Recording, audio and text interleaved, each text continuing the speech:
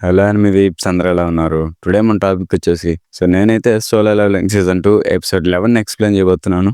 Video ఎక్కడ skip చేయకుండా చూడండి. అండ్ ఇంకా ఛానల్‌కి కొత్తగా వచ్చిన వాళ్ళు సబ్స్క్రైబ్ చేసుకోండి. టుడే ఎపిసోడ్ ఎక్స్‌ప్లెయిన్ చేసే ముందుగా లాస్ట్ ఎపిసోడ్‌లో ఏం జరిగిందో చూద్దాం. జపాన్ ఎస్ ర్యాంక్ హంటర్స్ అయితే ముగ్గురు అక్కడ వాళ్ళు ఏదో మాట్లాడుకుంటుంటారు. ఇంతలో వాళ్ళ టీంలో ఒక అమ్మాయి హెడ్ అయితే సడన్‌గా కట్ అయిపోతుంది. వాళ్ళకైతే ఏం అర్థం కాదు అలా ఎందుకు జరిగిందని. అక్కడితో ఎపిసోడ్ అయితే ఎండ్ అయిపోతుంది. ఈ ఎపిసోడ్‌లో ఏం జరిగిందో చూద్దాం. అలా తన హెడ్ కట్ అయిపోయి తనైతే చనిపోతుంది. అండ్ తనతో ఉన్న హంటర్స్‌కి అయితే అక్కడ ఏం జరిగిందో అర్థం కాదు. వాళ్ళు ఏం జరిగిందో చూస్తుంటే అక్కడైతే వాళ్ళని ఒక స్పీడ్ ఫోర్స్ అనేది అటాక్ చేసింది. ఆ అటాక్ స్పీడ్ ఫోర్స్ లో అనేది ఎవరో అయితే తెలియదు. అలా అటాక్ చేసింది. ఇంకా ఇద్దరు హంటర్స్ అయితే ఉంటారు. వాళ్ళ మీద కూడా అటాక్ చేస్తుంది. అండ్ వాళ్ళలో ఒక హంటర్ అటాక్ చేసే లోపు వాడిని అయితే చంపేస్తుంది. సేమ్ హెడ్ అయితే కట్ చేస్తుంది. ఇంక మిగిలింది ఒకే హంటర్. వాడికైతే ఆ స్పీడ్ ఫోర్స్ అనేది కనిపిస్తుంది. దాన్ని అయితే ఫాలో అయ్యి అటాక్ చేయాలని చూస్తాడు. బట్ వాడి హెడ్ కూడా కట్ చేస్తుంది. చూస్తుంటే దీనికి తలలు అనేవి బాగా ఇష్టం వాళ్ళుంది. అందుకని కనిపించిన వాళ్ళందరి తలలు అయితే నరుక్కుంటూ వెళ్ళిపోతుంది. కట్ చేస్తే ఇక్కడ కొరియన్ ఎస్ ర్యాంక్ హంటర్స్ అయితే ఆ యాంట్ క్వీన్ ని డిఫీట్ చేయాలని తన ప్లేస్ కి అయితే వెళ్తుంటారు.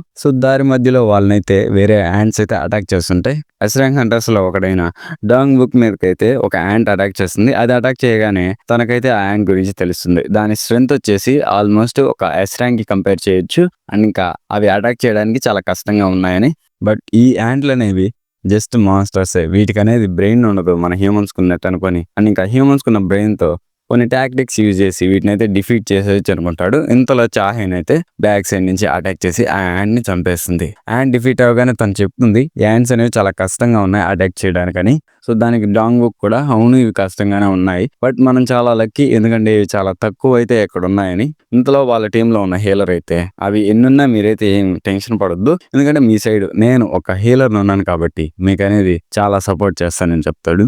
దాని వల్ల యూన్హో అయితే వీడి మీద అయితే జోక్ వేస్తాడు. ఫైట్ చేయడానికి భయపడేవాడు ఈ మాటలు చెప్తుంటే ఏదో అలా ఉందని ఆ హీలర్ని అయితే అంటాడు. దానికి వాడైతే జోక్స్ వేసింది చాలులే కానీ చూస్తుంటే మీరు ఇప్పటి వరకు ఎలాంటి మిషన్స్కి వెళ్ళినట్లేదు, ఇదే మీ ఫస్ట్ మిషన్ ఉంది, మీకైతే ఇంకోటి తెలియదు. ఈ మాన్స్టర్స్ని చంపాక అవైతే ఇంకా బతికే ఉంటాయి కొన్ని సెకండ్స్ పాటు.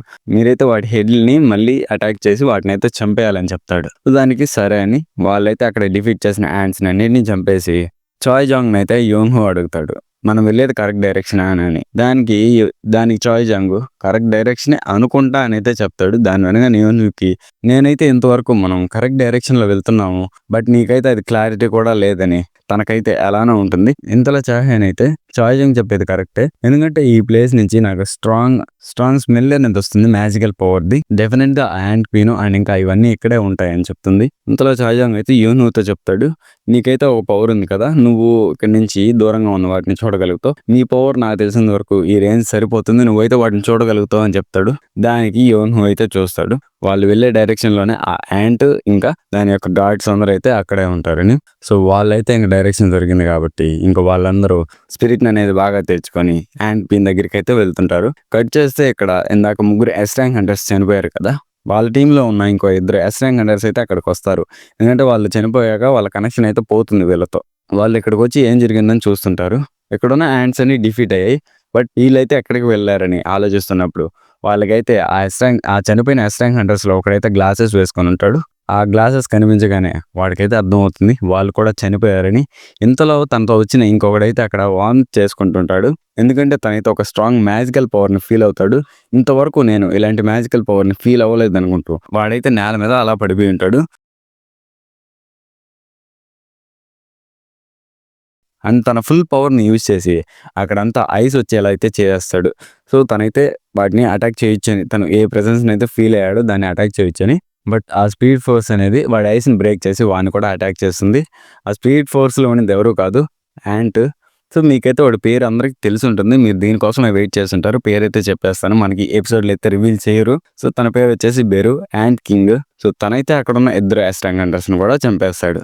ఇక్కడికి తన అకౌంట్లో 5 ఎస్ ర్యాంక్ హంటర్స్ని ఇప్పటికైతే చంపేశాడు. కట్ చేస్తే Korean yes rank hunters queen chamber దగ్గరికి అయితే వెళ్ళిపోతారు. వాళ్ళు క్వీన్ దగ్గరికి వెళ్ళారు కాబట్టి ఎలాగైనా డిఫీట్ చేయాలి. చాయ్ జాంగ్ అయితే చెప్తాడు మనం క్వీన్ ఛాంబర్ దగ్గరికి వచ్చేసాం కాబట్టి ఇంకా మనం పవర్ని హైడ్ చేసి వాటిని అయితే అటాక్ చేయకూడదు, మనకున్న ఫుల్ పవర్ని యూజ్ చేయాలి. అండ్ ఇంకా నేను ఇలాంటి రోజు ఒకటి వస్తుంది అనుకోలేదు, నా దగ్గర ఉన్న ట్రంప్ కార్డ్స్ అన్ని యూజ్ చేసేయాలని. సో తనైతే తన దగ్గర ఉన్న అటాక్స్ అన్నిటిని యూజ్ చేసి వాటిని అటాక్ చేస్తుంటాడు. ఇంతలో యోన్హు కూడా అదే అనుకుంటాడు, మనం ఇంతవరకు వచ్చాం, ఇంకా ఇక్కడి నుంచి అయితే మనం ఆగేదే ఉండకూడదని తన ఫుల్ పవర్ని యూజ్ చేయాలని తనైతే ట్రాన్స్ఫార్మ్ అవుతాడు ఒక బీస్ట్ ఫామ్ లోకి. తన గిల్డ్ నేమ్ కూడా అదే వైట్ టైగర్ గిల్డ్, తన బీస్ట్ ఫామ్ కూడా సేమ్ అదే వైట్ టైగర్ బీస్ట్ ఫామ్ లో అయితే ఉంటాడు. సో ఆ ఫామ్ లోకి చేంజ్ అయ్యి వాటన్నిటిని అటాక్ చేస్తుంటాడు. ఇదంతా అయితే లైవ్ టెలికాస్ట్ అవుతుంటుంది. ఒకసారిగా వీళ్ళు క్వీన్ చాంబర్ దగ్గరికి వెళ్లేలోపు వ్యూవర్షిప్ అనేది చాలా పెరుగుతుంది. ఎక్కడైతే మనకి కెమెరామ్యాన్ ఉంటాడు, సో మనకి తెలిసిన కెమెరామ్యాన్ ఎంత పాపులరో ఎలాంటి యానిమల్ అయినా తనైతే అసలు చనిపోడు, ఎలాంటివి జరిగినా కూడా తనైతే రికార్డ్ చేస్తూనే ఉంటాడు. తనైతే ముందుకు వెళ్తుంటాడు. ఇంతలో వాళ్ళ టీంలో ఉన్న హీలర్ బియోంగ్ యూ అయితే ఇది వచ్చేసి ఒక ఎస్ ర్యాంక్ డంజన్, నువ్వు చనిపోవాలనుకుంటే ముందుకు వెళ్ళు. సో వాడైతే నాకైతే చనిపోవాలి లేదని చెప్తాడు. దానికి హీలర్ అయితే నువ్వు నా వెనకాలండు, నిన్నైతే నేను ప్రొటెక్ట్ చేస్తానని చెప్తాడు. ఇంతలో ఆ క్వీన్ యాంట్ అయితే ఈ ఎస్ ర్యాంక్ హంటర్స్ మీదకి అటాక్ చేస్తుంది, పాయిజన్ అయితే రిలీజ్ చేస్తుంది. దానికి వీళ్ళందరూ ఫుల్ గా అయితే డ్యామేజ్ అయిపోయి చనిపోయే స్టేజ్ లోకి వెళ్తుంటారు. ఇంతలో హీలర్ అయితే వాళ్ళని అయితే తిరిగి వాళ్ళు నార్మల్ కండిషన్ లోకి వచ్చేస్తారు. అండ్ ఇంకా వాళ్ళకి పవర్ అప్ అయ్యేలా ఇంకా వాళ్ళని బూస్ట్ కూడా చేస్తాడు. సో ఆ క్వీన్ యాంట్ అయితే మళ్ళీ వాళ్ళిద్దరి మీదకి అటాక్ చేస్తుంది. వాళ్ళు ఈసారి ఆ క్వీన్ యాంట్ లెగ్స్ అనేవి పట్టుకుంటారు.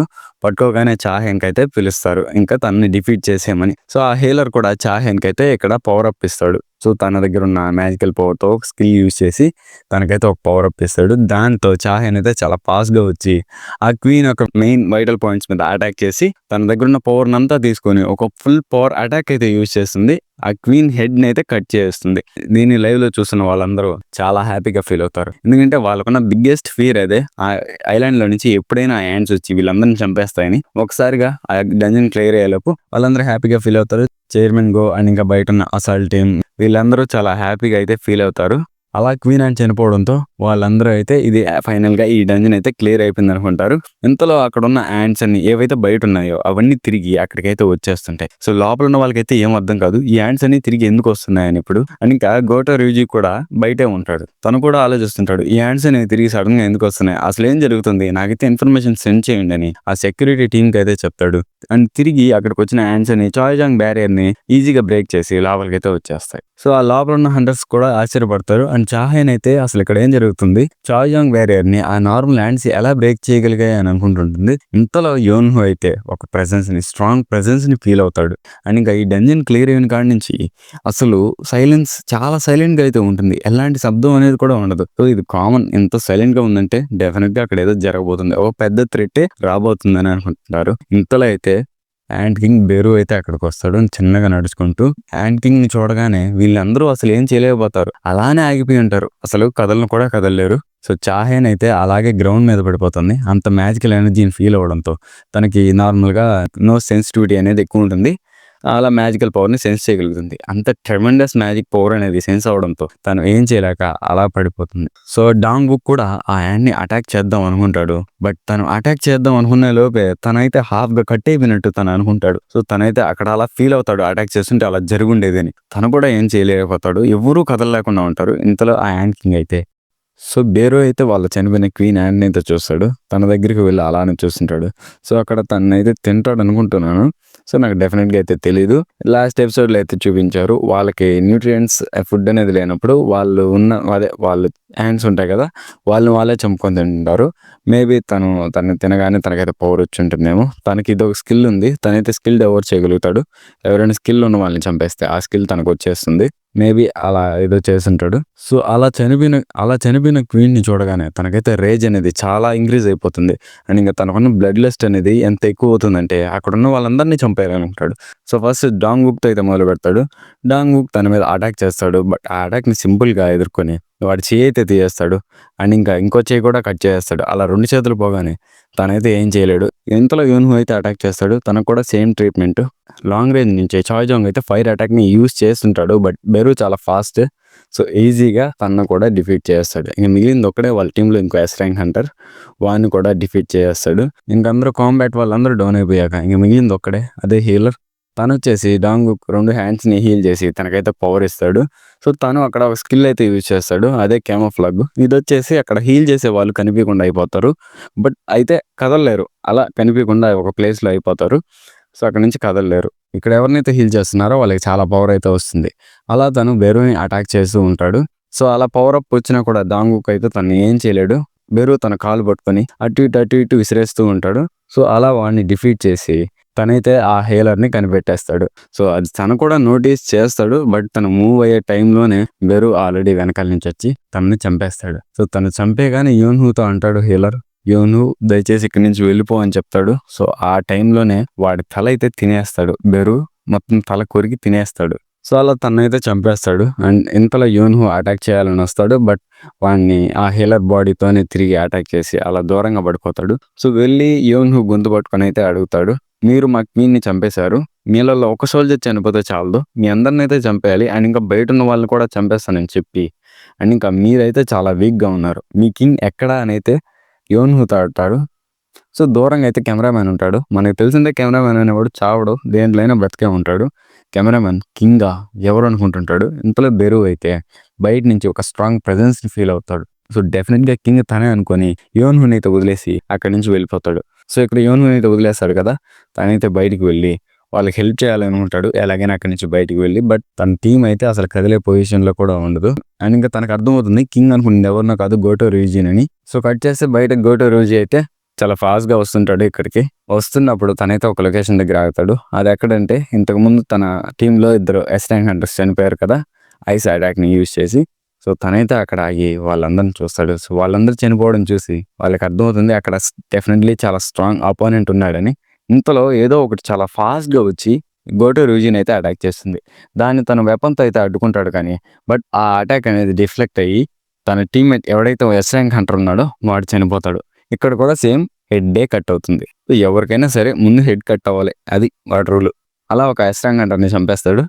సో గోటో ర్యూజీ బెరుని చూడగానే తను మ్యాజికల్ పవర్ని ఫీల్ అవుతాడు. ఇంత మ్యాజికల్ పవర్ ఉంది ఏంది ఈ బీస్ట్ కని అనుకుంటాడు. అండ్ ఇంకా తనతో ఇంకో S-Rank హంటర్ ఉంటే వాడిని అయితే అక్కడి నుంచి వెళ్ళిపోమంటాడు. నువ్వైతే బ్రావో దగ్గరికి వెళ్ళి మీరైతే సెకండ్ అటాక్ ప్రిపేర్ అవ్వండి అండ్ ఇంకా నువ్వు ఇక్కడుంటే నాకు ఆటంకంగా ఉంటావు అని వెళ్ళిపోమని చెప్తాడు వాడికైతే.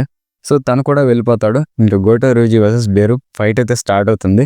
ఇది ఫైట్ కూడా కాదు, సో జస్ట్ ఒక 10 seconds ఫైట్ అంతే. బెరు అయితే గోటో రూజీని అడుగుతాడు, నువ్వేనా వీళ్ళకి కింగ్ అని. దానికి గోటో రూజీ ఎలానో ఏదో వాడే అని కింగ్ అనుకుంటాడు. సో ఎనీవేస్ కింగా, అవును నేనే వాళ్ళకి కింగ్ అని అయితే అంటాడు. సో కింగ్ అని చెప్పగానే బెరు అయితే తన ఆరాని ఇంకా ఇంక్రీజ్ చేస్తాడు. సో తన మ్యాజికల్ పవర్ని అంటే ఆ ప్రెజర్ని ఇంకా ఇంక్రీజ్ చేస్తాడు.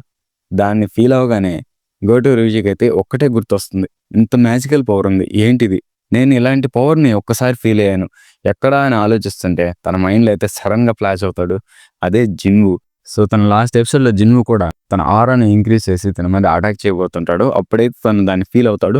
నెక్స్ట్ మళ్ళీ దీన్ని ఫీల్ అవుతాడు. సో ఇంకా అటాక్ చేద్దాం అనుకుంటాడు, అలానే ఆగిపోయి ఉంటాడు. సో బెరు అయితే తన మీద అటాక్ చేస్తాడు. దానికి తన దగ్గర ఉన్న వెపన్ కట్ అయిపోతుంది. సో మీకు అర్థమై ఉంటుంది వెపన్ కట్ అయిపోయిందంటే నెక్స్ట్ ఏం జరుగుతుందో. గోటో రూజీ కూడా చనిపోతాడు. తనకు కూడా సేమ్ హెడ్డే కట్ అవుతుంది. ప్రతి ఒక్కరికి తలకాయలే ఫస్ట్. సో అలా జపాన్లో ఉన్న ఆల్మోస్ట్ చాలా మంది S-Rank హంటర్స్ని బెరు అయితే చంపేస్తాడు. కట్ చేస్తే లోపలికి వచ్చిన యాంట్స్ అయితే మన కొరియన్ S-Rank హంటర్స్ మీదకి వస్తూ ఉంటాయి. వాళ్ళందరూ అటాక్ చేయాలని పొజిషన్లో ఉంటారు. బట్ చాయ్జాంగ్ ఎలాగైనా తన దగ్గర ఉన్న మ్యాజికల్ పవర్తో వాటిని ఆపుతూ ఉంటాడు. నిదానంగా అటాక్ చేస్తూ ఏదో ఒకటి చేస్తూ ఉంటాడు. బట్ తనైతే ఆల్రెడీ లిమిట్స్ రీచ్ అయిపోయి ఉంటాడు. ఇంకేం చేయలేక వాళ్ళైతే వదిలేస్తారు హోప్స్ ఆల్మోస్ట్. అవి ఆల్మోస్ట్ అటాక్ చేస్తాయి యాంట్స్. ఇంతలో వాళ్ళ షాడోస్లో నుంచి సోల్జర్స్ అయితే బయటకు వస్తారు. షాడో సోల్జర్స్ ఇంకెవరు బయటకు వస్తారు చెప్పండి. షాడోలో నుంచి మన జిన్ను సోల్జర్స్ అయితే బయటకు వచ్చి వాటన్నిటిని అయితే ఆపేస్తారు. దాన్ని చూడగానే యోనుకి అర్థమైపోతుంది, ఈ షాడోస్ నేను ఎక్కడో చూశాను, ఇవి డెఫినెట్గా జిన్ను షాడోసే అనుకుంటుంటాడు. సో మనకైతే ఇక్కడ జిన్నుని చూపిస్తారు. తనైతే ఒక హైయెస్ట్ బిల్డింగ్లో ఉంటాడు కొరియాలో. అక్కడి నుంచి అయితే ఒక పవర్ని యూజ్ చేస్తాడు, ఎక్స్చేంజ్. సో ఇక్కడతో ఎపిసోడ్ అయితే ఎండ్ అయిపోతుంది. ఈ ఎక్స్చేంజ్ అనేది డెమాన్ కింగ్ బారాన్ని డిఫీట్ చేశాక తనకైతే వస్తుంది. తన షాడో సోల్జర్స్తో ప్లేస్ని అయితే మార్చుకోగలుగుతాడు. వాళ్ళు ఎక్కడైనా ఉన్నాయి, సో తనైతే చేంజ్ చేసుకోగలుగుతాడు.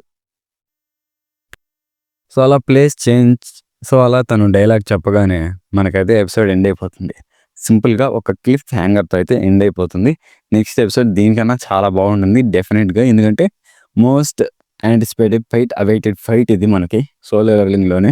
సో వీడియో నచ్చితే లైక్ చేయండి. అలాగే ఛానల్కి కొత్తగా వచ్చిన వాళ్ళు సబ్స్క్రైబ్ చేసుకోండి. నాకు తెలుసు మీలో చాలామంది చేయరని, బట్ చెప్పాలి కదా, నచ్చిన వాళ్ళు సబ్స్క్రైబ్ చేసుకోండి. అండ్ ఇంకా మీ ఫ్రెండ్స్కి కూడా షేర్ చేయండి. మళ్ళీ నెక్స్ట్ వీడియోలో అయితే కలుద్దాం. పీస్.